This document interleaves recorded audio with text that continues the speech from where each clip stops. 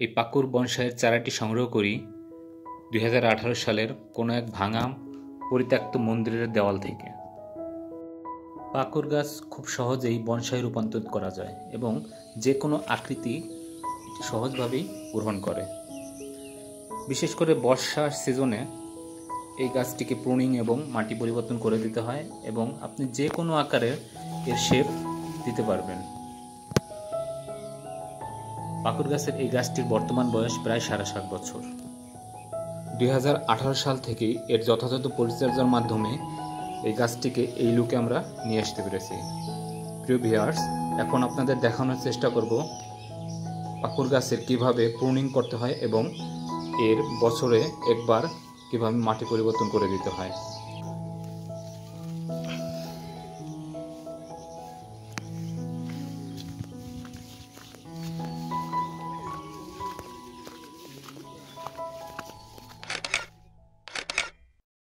Hello বন্ধুরা, আসসালামু আলাইকুম। অনিক্স বনসাইয়ের পক্ষ থেকে সবাইকে জানাই স্বাগতম।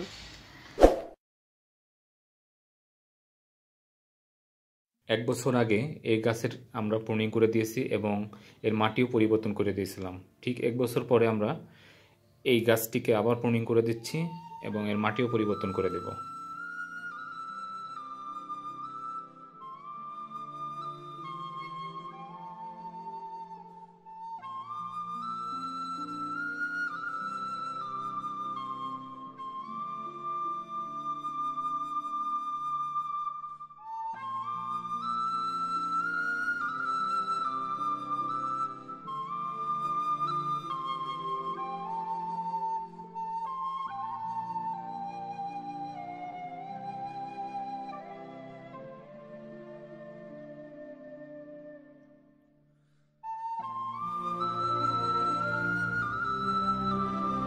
দেখুন গাছটি গোলা আকৃতিতে কত সুন্দর দেখাচ্ছে।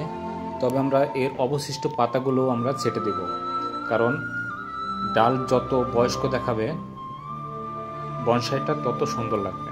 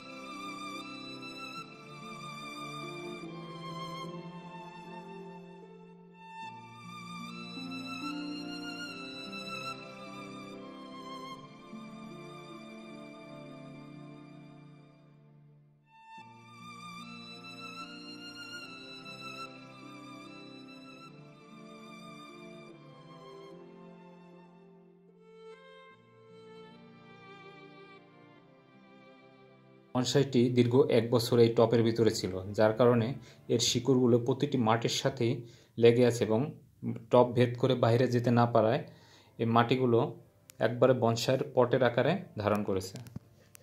বনসাইয়ের অতিরিক্ত শিকড় কখনোই রাখা উচিত নয়, যার কারণে আমরা এর শিকড়গুলো ম্যাক্সিমাম আমরা ছেটে দেব। কারণ হচ্ছে শিকড় বেশি থাকলে মাটির যে পুষ্টিকর গুণাগুণ থাকে সেগুলো শিকড়েই খেয়ে ফেলে এবং শিকড় মোটা তাজা হয়ে থাকে, যা উপরের দিকে যায় না।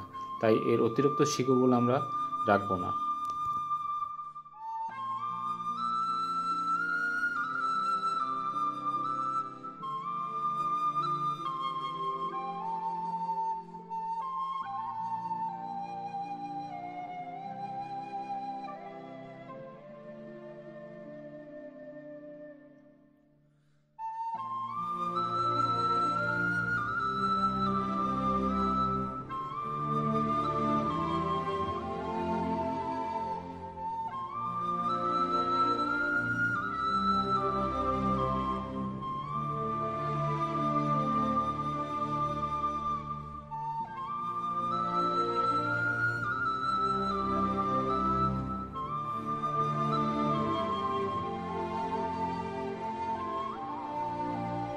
গাছটির যে রুটগুলো মাটির দিকে নিচের দিকে চলে গেছে এগুলো আমরা ছাঁটাই করে দেব, কারণ এগুলো আমাদের গাছের কোনো কাজে আসবে না।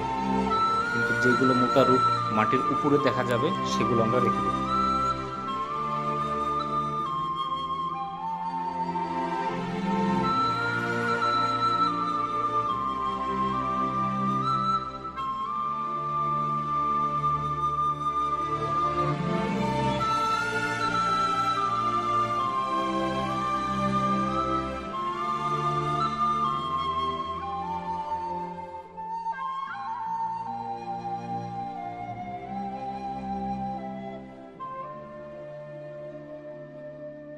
সচরাচর আমরা একটা পাকুড় গাছকে দেখতে পাই তার শিকড়গুলো চতুর্দিকে ছড়িয়ে রাখতে। আমরা সেই লুকটা নিয়ে আসার জন্য এর নিচের দিকের মোটা অংশটাকে 4 ভাগে বিভক্ত করে চতুর্দিকে ছড়িয়ে দেব, যেটি একটা বছর পরে দেখতে খুব সুন্দর লাগবে। তাই এর ভিতরে আমরা বাটালি দিয়ে কেটে ইটের টুকরো ঢুকিয়ে গাছটাকে চতুর্দিকে ছড়িয়ে দেওয়ার চেষ্টা করব।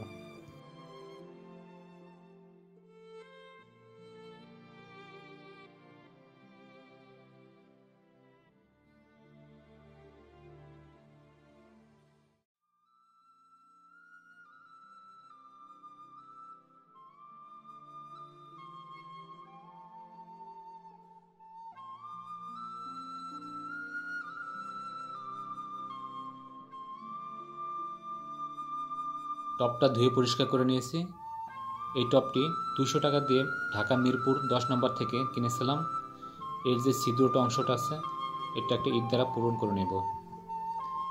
সবসময় মনে রাখতে হবে যে আমাদের এই ছোট্ট টপের ভিতরে গাছটা দীর্ঘ 1 বছর থাকবে, যার কারণে গাছটা যেন পর্যাপ্ত পরিমাণ খাবার পায়, পুষ্টিকর খাবার পায়, সেদিকে আমাদের খেয়াল রাখতে হবে।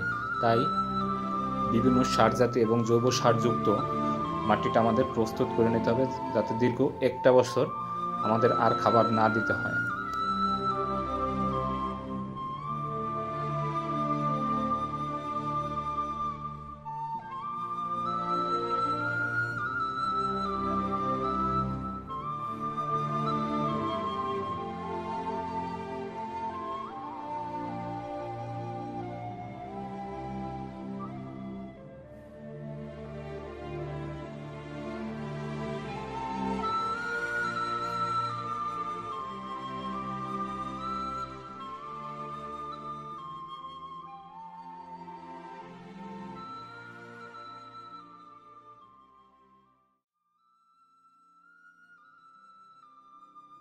গাছের যে 4টা পা আমি তৈরি করে চতুর্দিকে ছড়িয়ে দিলাম, এর অন্যতম কারণ হচ্ছে এই গাছটি দেখতে সুন্দর লাগবে এবং ওইখান থেকেই যখন বৃষ্টি পড়বে তখন ওখান থেকেই কিছু কিছু রুট তৈরি হবে এবং যা দেখতে সুন্দর লাগবে এবং বনসাই আকারে পরিপূর্ণ হতে এই রুটের গুরুত্ব অপরিসীম।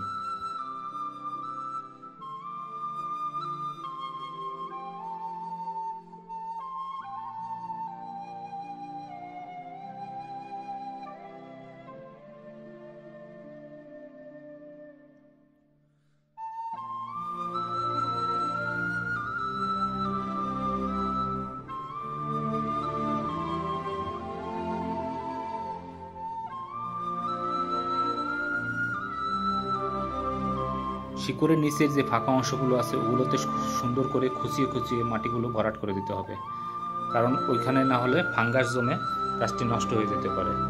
এরপরে যখন ওখান থেকে শিকড় গজাবে তখন আস্তে আস্তে মাটিগুলো সরে যাবে এবং দেখতে সুন্দর লাগবে। আর এভাবেই গাছটিকে আমরা প্রথম 7 দিন একটি ছায়াযুক্ত স্থানে রেখে দেব। খুব বেশি আলো পাবে না এবং খুব বেশি ছায়াও থাকবে না, এরকম একটা স্থানে আমরা নির্বাচন করে গাছটিকে রেখে দেব। এরপর আমরা 7 দিন পরেই পর্যাপ্ত পরিমাণ আলোর ভিতরে গাছটিকে নিয়ে আসবো এবং বৃষ্টির নিচে রেখে দেবো, যেখানে বৃষ্টি হয়, কারণ বৃষ্টি হলে উপর থেকে এর ঝুড়ি নামে, তখন গাছটিকে দেখতে আরও সুন্দর লাগে। এরকম আরও সুন্দর সুন্দর ভিডিও পেতে চ্যানেলটি সাবস্ক্রাইব করুন, লাইক ও কমেন্ট করুন এবং সবার আগে নতুন ভিডিও পেতে বেল আইকন চেপে দিন।